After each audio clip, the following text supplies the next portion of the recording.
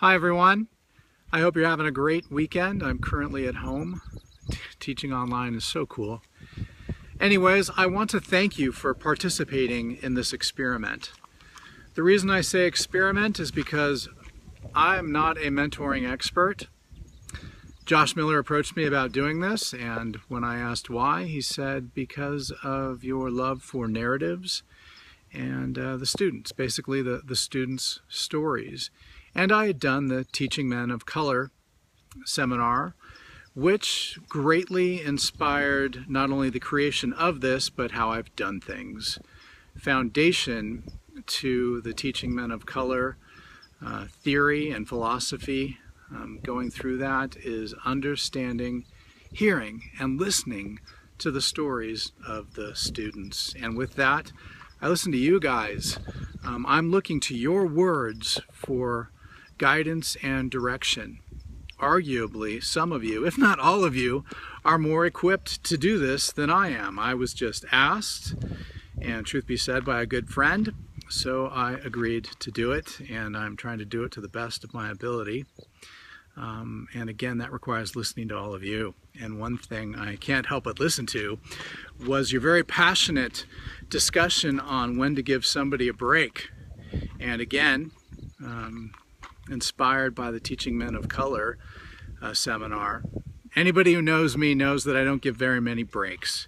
But one thing I took away from that seminar is the need for increased empathy for our students. And one of the ways we can do that is by hearing their stories and listening to their stories and using them to help us discern when we make decisions and choices.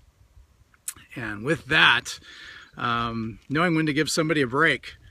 A handful of you have not completed your work, so out of integrity for this class and what we're doing, and me trying to practice what I preach, knowing when to give somebody a break, I've opened up everything until the class closes.